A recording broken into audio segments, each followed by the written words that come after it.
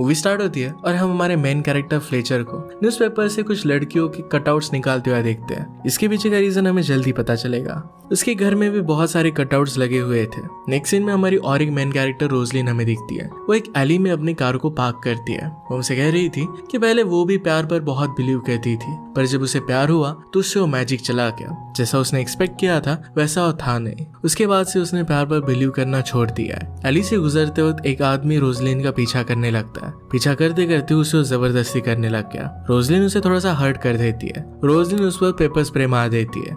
इस बात की वजह से वो गुस्सा हो जाता है और उसे शूट करने वाला था। उसी मोमेंट पर एली से एक कार गुजर रही थी, उसे टकरा जाती है। कार ड्राइवर वहां से भाग जाता है और वो आदमी बहुत ही ज्यादा इंजर्ड हो गया था।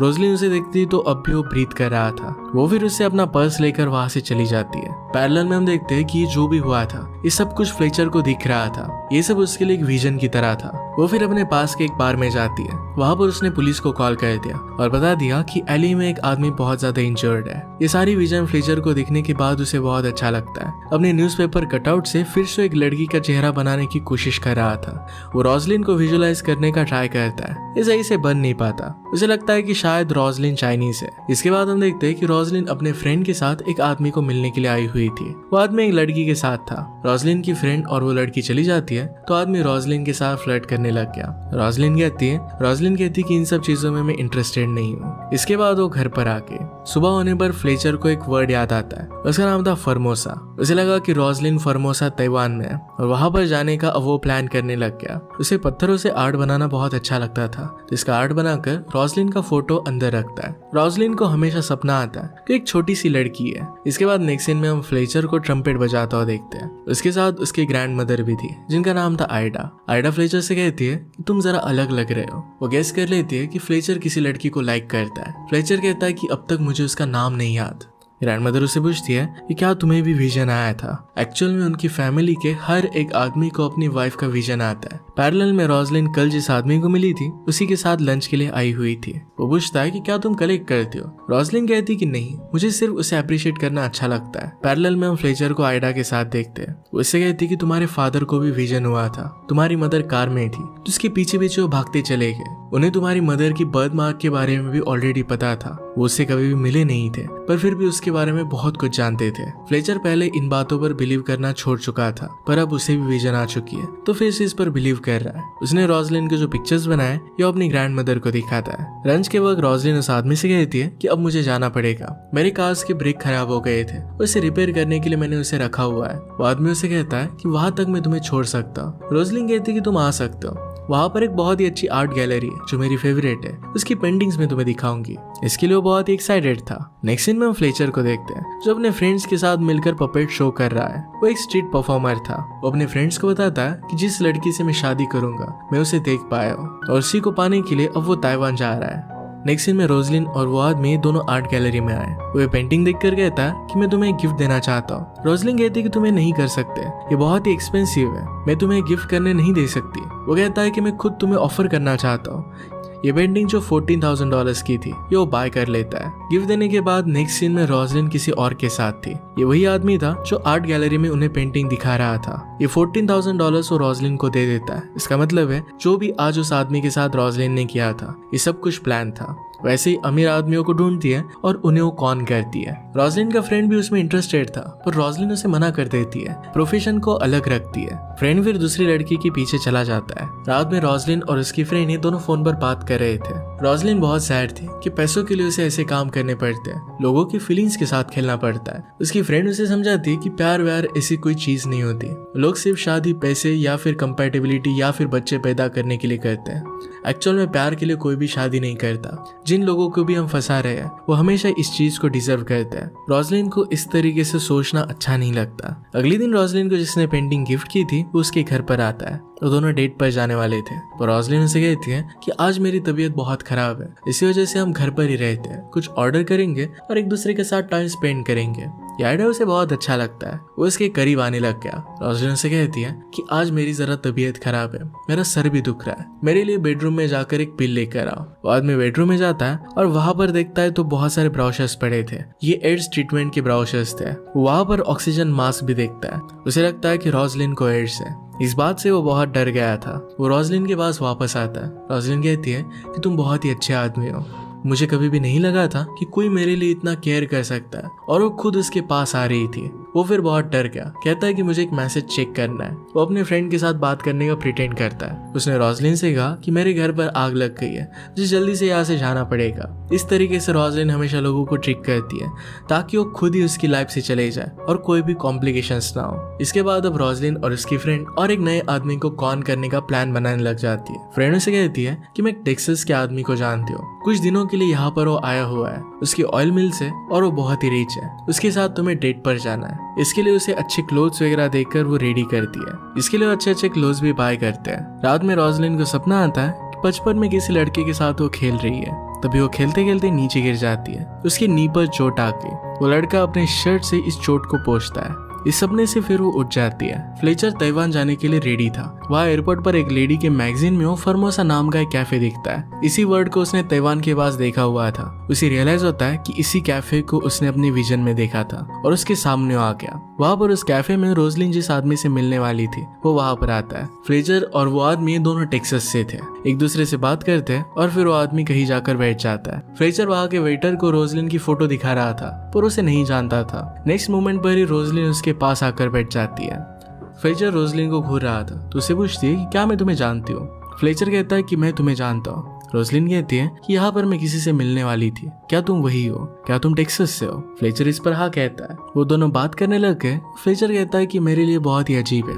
रोजलिन कहती है कि तुम इस टाउन में थे और इसी वजह से तुम्हारे साथ ड्रिंक लेने के लिए मैं आ गई, इस पर ज्यादा सोचो मत। वो फिर कहती है कि मुझे जाना पड़ेगा, मुझे कुछ काम है। फ्लेचर कहता है कि थोड़े टाइम के लिए मेरे साथ रुक जाओ। इसके बाद वो दोनों वॉक लेते हैं। फ्लेचर रोजलिन का हाथ अपने हाथों में लेता है और इसे इस ब्यूटीफुल ट्री को और स्काई को देखने के लिए कहता है। रोजलिन उसे अपने बारे में बताती है। वो कहती है कि मैं एक आर्टिस्ट हूँ। वो अपने प्रोजेक्ट सीक्रेट रखना चाहती थी और इसी वजह से वो दिखाना नहीं चाहती। वैसे भी अपने कॉन में उसे एक्चुअल में पिक्चर से कुछ करना आता नहीं है। फ्लेचर उसे कहता है कि मैं भी एक आर्टिस्ट हूँ। वो फिर उसके हाथ पर पत्थर रखकर एक बहुत अच्छी डिजाइन बनाता है। वो कहता है कि इसमें तुम जो भी देखना चाहती हो देख सकती हो। इसके बाद उसे तोड़ देता है। कहता है कि सारी अच्छी चीजें हमेशा के लिए ऐसी नहीं रह सकती। अचानक से एक डॉग उन पर बाग करने लग गया। रोजलिन उस वजह से नीचे गिर जाती है। उसे नी पर चोट आई थी। इसे फ्लेचर अपने शर्ट से पोंछ देता है। यही रोजलिन के सपने में उसके फ्रेंड ने किया था। ये देखकर वो बहुत ही सरप्राइज्ड हो जाती है। उसे पूछती है कि तुमने ऐसा क्यों किया। वो फिर वहां से चली गई। रात में फ्लेचर अपनी ग्रैंड मदर से बात कर रहा था। ग्रैंड मदर पूछती है क्या वो तुम्हें लाइक करती है। फ्लेचर ने कहा कि मुझे अब तक पता नहीं है।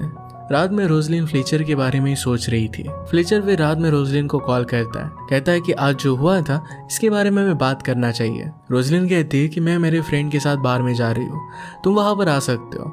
रोजलिन के कॉन में हेल्प करने वाला ये वही फ्रेंड था। उसे जब पता चलता है कि फ्लेचर टेक्सास से है तो उसका वो मजाक उड़ाता है। उसे टेक्सास अच्छा नहीं लगता था। रोजलिन ड्रिंक लेने के लिए गई तो फ्रेंड कहता है कि रोजलिन एक बहुत ही अच्छी आर्टिस्ट है पर वो बहुत ही प्राइवेट है, अपना काम किसी को भी नहीं दिखाती। रोजलिन ड्रिंक लेकर वापस आई।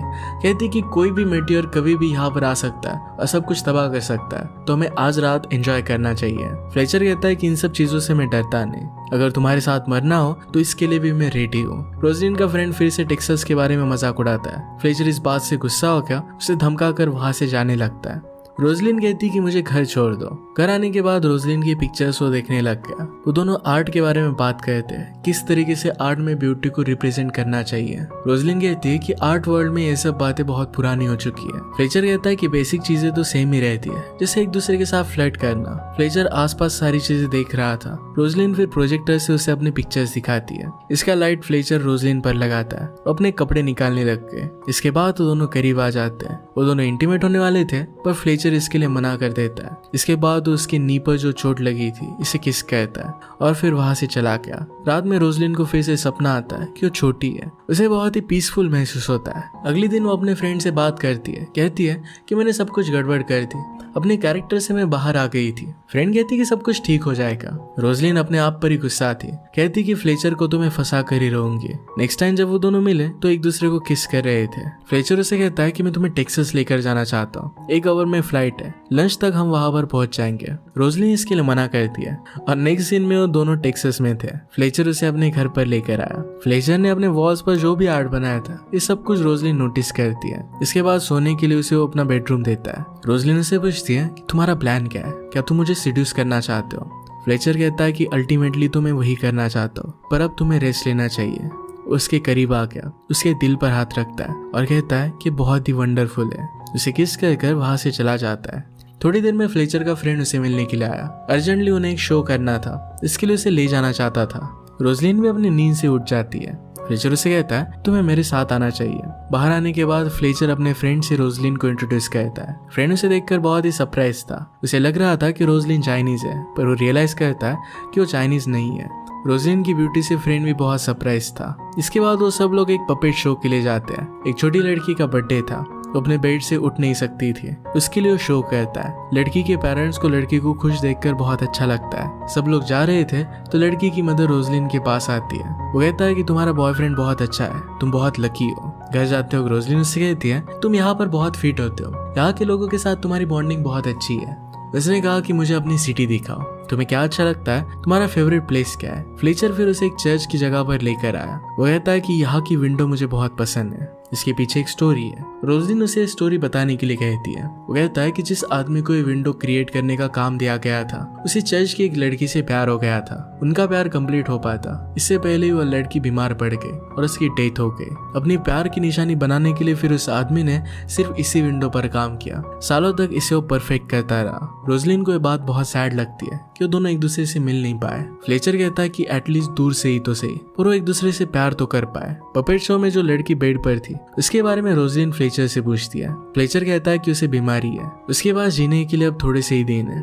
रोजलिन को इसके लिए बहुत बुरा लगता है। फ्लेचर उससे पूछता है कि अगर तुम्हारी डेथ हो रही होगी तो तुम किसे किस करना चाहोगी। रोजलिन कहती है कि शायद किसी को भी नहीं, पर वो कहती है कि मैं उस लड़की को किस देना चाहती हूँ। मैं उसे बताना चाहती हूँ कि बड़ा होना किस तरीके से होता है, लाइफ की रियलिटी क्या होती है। रात में रोजलिन को नींद नहीं आ रही थी तो फ्लेचर के पास आकर वो सो गई। अगले दिन फ्लेचर उसे कहता है कि मैं तुम्हें कुछ बताना चाहता हूँ। उसे अपनी फैमिली की हिस्ट्री के बारे में बताता है। कहता है कि किस तरीके से हम आदमियों को जिन लड़कियों से वो प्यार करते हैं, जिनके साथ उनकी शादी होने वाली है, उसके सपने आते हैं। रोजलिन को इस पर बिलीव नहीं हो रहा था। तभी वहां पर ड्रिंक्स लेकर एक आदमी आता है। आज फ्लेचर ने सब लोगों से रोजलिन को मिलवाने के लिए पार्टी रखी थी। पार्टी में सब लोगों को उसे इंट्रोड्यूस करता है। यहाँ पर फ्लेचर की ग्रैंड मदर आइडा भी आ जाती है। रोजलिन को देखकर उसे बहुत अच्छा लगता है। वो फिर उनके लिए ट्रम्पेट बजाती है। इसके बाद सब लोग फ्लेचर को परफॉर्म करने के लिए बुलाते हैं। सब लोग म्यूजिक बजाते हैं और अपने पपेट से वो परफॉर्म करता है। पार्टी में कुछ लड़कियां आकर रोजलिन से बात करने लग गई। कहती है फ्लेचर बहुत अमेजिंग है। यहाँ पर जो भी टूरिस्ट आते हैं ये फ्लेचर का शो देखने के लिए तो आते ही है। रोजलिन को अब रियलाइज हुआ कि फ्लेचर गरीब है। उसे लग रहा था किसी ऑयल मिल के ओनर को फंसा रही है, पर एक्चुअल में रियलिटी कुछ अलग थी। वो फिर जल्दी से वहां से आकर घर में बैठ जाती है। उसके पीछे आइडा आ गई। आइडा कहती है कि मैं समझ सकती हूँ कि सब लोगों से इस तरीके से मिलना जरा ओवरवेलमिंग हो सकता है। मेरे साथ भी कुछ ऐसा ही हुआ था। पहले तो बहुत ही अलग लगता है, पर बाद में तुम्हें आदत हो जाएगी। यहाँ पर आइडा ने पत्थर से आर्ट बनाया हुआ था। इसके बारे में रोजलिन उससे पूछती है कि इसका पर्पस क्या है। आइडा ने कहा कि वर्ल्ड वॉर के बाद में मेरी छोटी बेटी को मैंने लॉस्ट कर दिया था, उसी को याद करने के लिए मैंने ये बनाया हुआ था। इसके बाद उसे वो घर में लेकर जाती है। फ्लेचर की सारी फोटोज दिखाती है। उसे अपनी लव स्टोरी के बारे में बता रही थी। रोजलिन को परेशान देखती है और कहती है कि तुम जैसा ब्यूटीफुल और इंटेलिजेंट हो ना, ये एक कर्स है। शायद तुमने प्यार पर बिलीव करना छोड़ दिया है, और एक्चुअल में बहुत गलत है। हमेशा कोई ना कोई तो होता है जो तुम्हारी लाइफ के लिए बहुत परफेक्ट है। तुम्हें कभी भी इस तरीके से प्यार पर गिव अप नहीं करना चाहिए। रोजलिन इस बात से डिस्टर्ब हो जाती है और वहां से वो जाने का डिसाइड कर लेती है। फ्लेचर उसे रोकने के लिए आया। रोजलिन कहती है तुम मेरे बारे में कुछ भी जानते नहीं, फिर भी बहुत कुछ चीजें कर रहे हो, ये सब सही नहीं है। वो कहती है कि मैं विजन वगैरह इन सब चीजों पर बिलीव नहीं करती। फ्लेचर कहता है कि लास्ट फ्राइडे को एक आदमी ने तुम पर हमला किया था। इसके बारे में मुझे पता नहीं होना चाहिए, पर यह सब मैंने विजन पर देखा था। रोजलिन इस बात से सरप्राइज हो गए, फिर भी वो वहां से जाने लग गए।